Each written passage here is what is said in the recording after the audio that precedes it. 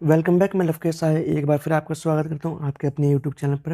ये आपकी EVS pedagogy की जो वीडियो है, तो स्टार्ट करते हैं अपने पहले क्वेश्चन से। आपका पहला क्वेश्चन है, पर्यावरण अध्ययन के बारे में निम्नलिखित में से कौन सा कथन गलत है। अब आपको गलत कथन बताना है। तो पहला ऑप्शन आपका, पर्यावरण अध्ययन पर्यावरण के महत्व से अवगत कराता है। बिल्कुल ठीक, तो ये तो गलत नहीं है। दूसरा, चूंकि पर्यावरण अध्ययन मनुष्य से संबंधित है इसलिए उसकी खोज की प्रकृति वैज्ञानिक नहीं है। तो ये तो गलत है और गलती बताना था। और दो ऑप्शन और देख लेते हैं। पर्यावरण अध्ययन विश्लेषण और सृजनात्मक सोच के लिए नींव रखता है। बिल्कुल ठीक। और फोर्थ ऑप्शन है, पर्यावरण अध्ययन में ऐतिहासिक, भौगोलिक, आर्थिक और राजनीतिक आयामों से लेकर समाज के विविध सरोकार शामिल होते हैं। तो ये आपके पहला, दूसरा और पहला, तीसरा, चौथा ऑप्शन ठीक है। आपका सेकंड ऑप्शन ही गलत है। नेक्स्ट क्वेश्चन है आपका, प्राथमिक स्तर की ईवीएस की पाठ्यचर्या को शुद्ध विज्ञान और सामाजिक विज्ञान की संकल्पनाओं को सम्मिलित करके विकसित किया गया है। ऐसा करने का मुख्य उद्देश्य है। तो आपको बताना है मुख्य उद्देश्य क्या है। पहला ऑप्शन है, शिक्षार्थियों को पर्यावरण को साकल्यवादी ढंग से देखने योग्य बनाना। दूसरा, पढ़ाई के विषयों की संख्या को कम करना। तीसरा, विद्यार्थियों के बस्ते का बोझ कम करना। और फोर्थ ऑप्शन है, विषय अध्यापक को की आवश्यकता को कम करना। तो यहाँ पर जो आपका ऑप्शन है, ऑप्शन नंबर फर्स्ट यहाँ पर आपका ठीक होगा।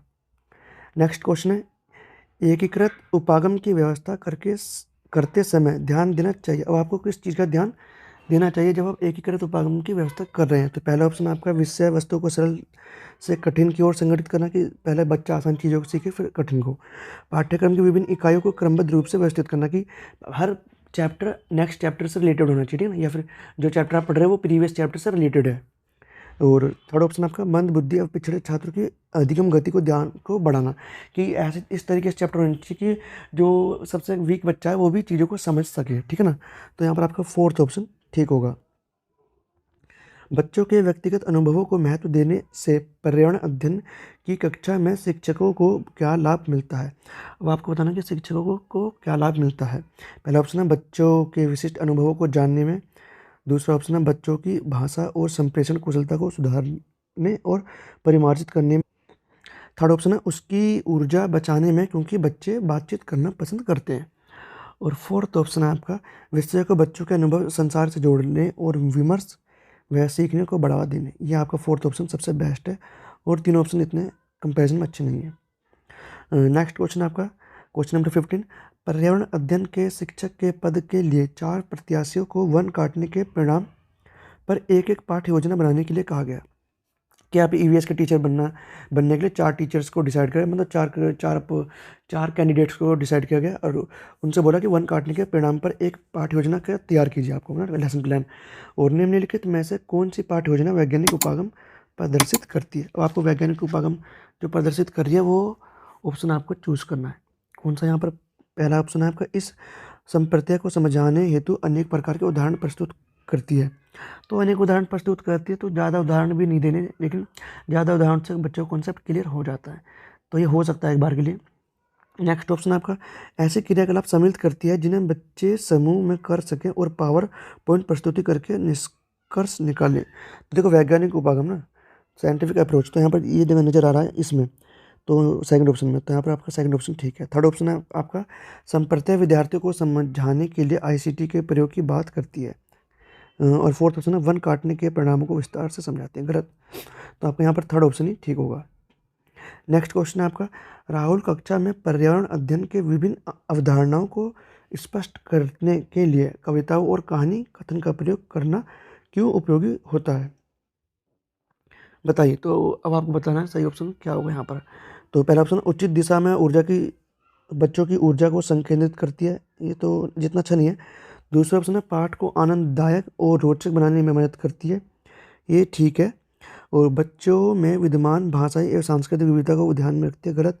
और फोर्थ ऑप्शन है, स्थानीय विश्व स्तर पर संसार की प्रकृति को खोजने और कल्पना करने की योग्यता का विकास करने में मदद करती है। फोर्थ ऑप्शन सेकंड के कंपैरिजन में ज़्यादा अच्छा, तो यहाँ पर आपका फोर्थ ऑप्शन सही होगा। नेक्स्ट क्वेश्चन आपका, अविनाश पर्यावरण अध्ययन की कक्षा में निरक्षरता, गरीबी और वर्ग असमानता जैसे सामाजिक मुद्दों पर अधिक बल देना चाहता है। निम्नलिखित में से कौन सा अधिगम अनुभव इस उद्देश्य की प्राप्ति में सबसे अधिक प्रभावी होगा? तो आपको यहाँ पर बताना सबसे अधिक प्रभावी कौन सा होगा। क्वेश्चन नंबर आपका 17 है। तो पहला ऑप्शन आपका संबंधित मुद्दों पर विशेष व्याख्यानों का आयोजन। देखो व्याख्यानों से कुछ नहीं होता, ठीक है, लोग सुनते हैं और दूसरे कान से निकाल देते हैं। दूसरा ऑप्शन आपका विद्यार्थियों को संबंधित सामाजिक मुद्दों पर चार्ट तैयार करने के लिए कहना। चार्ट तैयार करने से उसकी ड्राइंग तो अच्छी हो सकती है, लेकिन सामाजिक मुद्दों को समझना ये अच्छा है, उसका मतलब इसमें क्लियरिटी नहीं आ पाएगी उसकी। थर्ड ऑप्शन आपका शिक्षार्थियों को संबंधित जानकारी एकत्रित करने और विश्लेषण करने के लिए सामूहिक परियोजना लेने के लिए कहना।